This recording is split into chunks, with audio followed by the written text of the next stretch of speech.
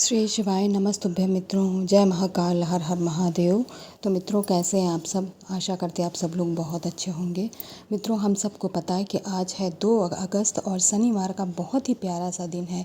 आज है सावन की शनिवार की शनिदेव जी की जयंती का बहुत ही प्यारा सा दिन है। मित्रों, आज हम सभी लोग अपने घर में एक ही दीपक के अंदर सरसों और तिल के तेल का प्रयोग करके ऐसा अद्भुत दीपक जलाएंगे जिससे शनि देव जी के साथ साथ आपको महादेव जी और बजरंगबली जी की भी कामना करने का मौका मिलेगा और उनका आशीर्वाद आपके परिवार को प्राप्त होगा।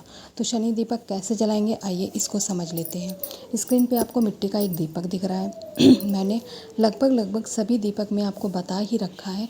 जिसमें विशेष उपाय होता है उसमें अवगत करा देते हैं, अन्यथा आप चाहे तो मिट्टी का दीपक ले लीजिए। अगर आपका मन आटे का दीपक लेने का है तो आप आटे का भी दीपक ले सकते हैं। दीपक आपको एक ही लेना है।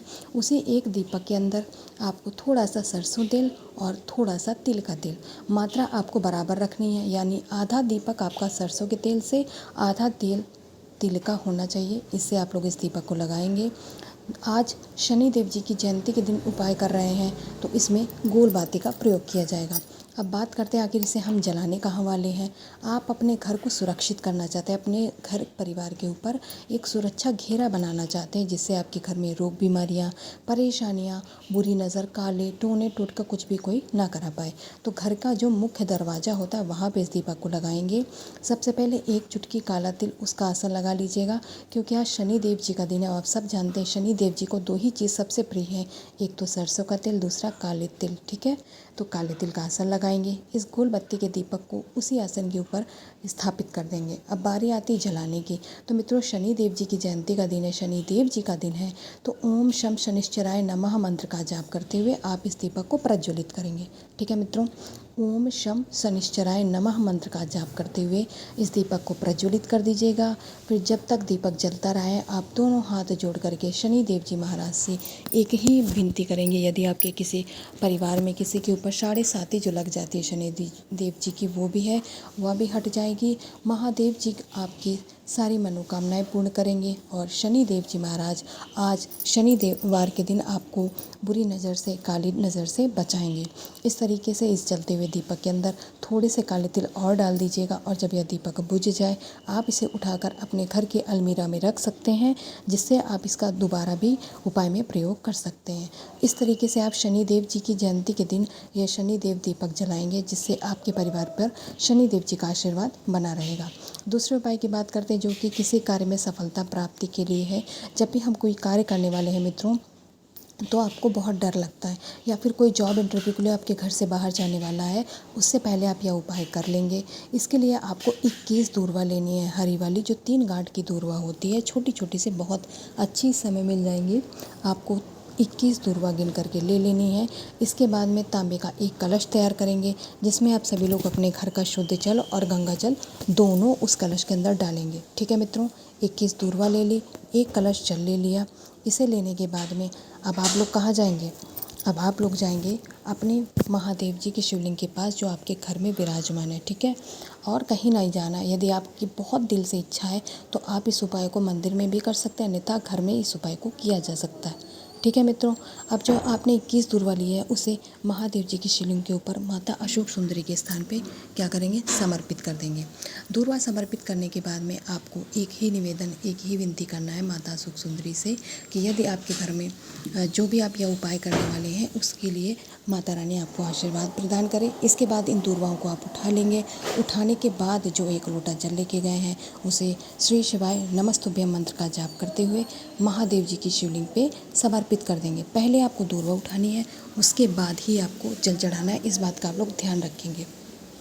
अब इन दूर्वाओं को लेकर के हम सभी लोग अपने घर पे जाएंगे, इसका पाउडर बनाएंगे। उससे पहले आप लोग एक लोटा जल चढ़ा करके महादेव जी का आशीर्वाद लेके के आप अपने घर पे पहुंच जाएंगे। अब हमें क्या करना है, जो हमने 21 दूर्वा ली है मित्रों, उसे आपको क्या करना है, उन्हें सुखा करके आपको उनका बारीक सा पाउडर बनाना है। ठीक है, सुखा लीजिएगा। इसके बाद उसे जला लीजिएगा आग पे बहुत अच्छे से। एकदम काला मत करिएगा, ऐसे जलाइएगा कि एकदम वो वेस्ट ना हो, आपके काम में आ जाए। ठीक है, उसके बाद उसे पीस करके पाउडर बनाएंगे। पाउडर बनाने के बाद आपको एक खाली डिब्बी लेना है, उसके अंदर उसे डालेंगे और थोड़ा सा 1 से 2 बूंद आप गाय का जो घी डाल देंगे। इससे वह आपका क्या बन जाएगा, काजल बन करके तैयार हो जाएगा। ठीक है मित्रों, उस डिब्बी में संभाल के रखने से आपको बार बार उपाय को करना नहीं पड़ेगा और आप उन चीज़ों को अच्छे से संभाल के रख भी सकते हैं। कुछ इस तरीके से आप डिब्बी में उस काजल को संभाल के रख लीजिएगा। जब भी आपके घर से कोई व्यक्ति इंटरव्यू, जॉब के लिए या फिर कोई विशेष कार्य के लिए जाने वाला है, आपको इसी काजल की एक बिंदी उसके या तो कान के पीछे लगा दीजिएगा, गले में कहीं पर भी लगा दीजिएगा, माथे में तो अच्छी नहीं लगेगी, आप अपनी सुविधा अनुसार लगा दीजिएगा मित्रों। और यकीन मानिए उस व्यक्ति का वह काम ज़रूर बनेगा, यानी उसे उस कार्य में सफलता ज़रूर मिलेगी। तो इस तरीके से हम लोगों ने 2 उपायों की बात कर ली है। अब चलिए वीडियो में आगे हम लोग अपने तीसरे और अंतिम उपाय की बात करते हैं, जो कि हम इस शनि जयंती के दिन करने वाले हैं। मित्रों, जो आज हम लोग तीसरा और अंतिम उपाय करने वाले हैं उसका भी लाभ बहुत ज़्यादा है, क्योंकि वह जो उपाय है वो आपकी किसी भी एक पर्टिकुलर इच्छा नहीं, बल्कि कोई भी इच्छा, कोई भी मनोकामना जिसके लिए आपने बहुत व्रत किए हों, बहुत प्रयास किए हों, लेकिन अभी तक पूर्ण ना हो पाई हो किसी कारणवश, तो आपको आज लेने हैं 7 काले तिल। ठीक है, कितने लेंगे मित्रों? गिन करके 7 काले तिल लेंगे और थोड़ा सा आपको पीला चंदन लेना है।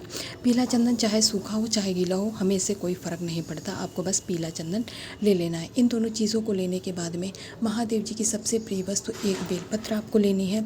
इस बेलपत्र के ऊपर आपने जो पीला चंदन लिया है उसका लेपन बहुत अच्छे से करेंगे। बेलपत्र के बड़ी वाली पत्ते के ऊपर बहुत अच्छे से लेपन करेंगे, जिस तरीके से मैं दिखाने का प्रयास कर रही हूँ इसी तरीके से करिएगा। इसके बाद में जो 7 काले तिल आपने लिए हैं उसे इस पत्ती पर आप अच्छे से चिपका लीजिएगा। ठीक है, 7 काले तिल को चिपकाने के बाद में आप इस बेलपत्र को उठा लेंगे। आपके बेलपत्र अब तैयार है आपके उपाय के लिए।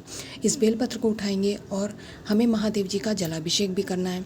तो तांबे का एक कलश जिसमें आप लोग अपने घर का शुद्ध जल ले लीजिएगा। शनि जयंती का दिन है तो गंगा जल ज़रूर डाल लेंगे।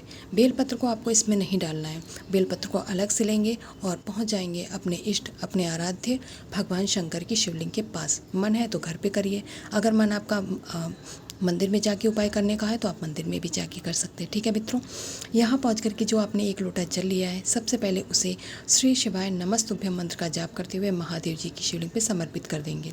जैसे ही जल महादेव जी की शिवलिंग से नीचे पूरा गिर जाए, आपको मेक श्योर कि महादेव जी की शिवलिंग सूखी हुई हो। अगर सूखी नहीं है तो आप किसी सूती कपड़े से जल को पोंछ दीजिए, अन्यथा आप अपने हाथों की सहायता से भी जल को शिवलिंग के नीचे उतार दीजिएगा।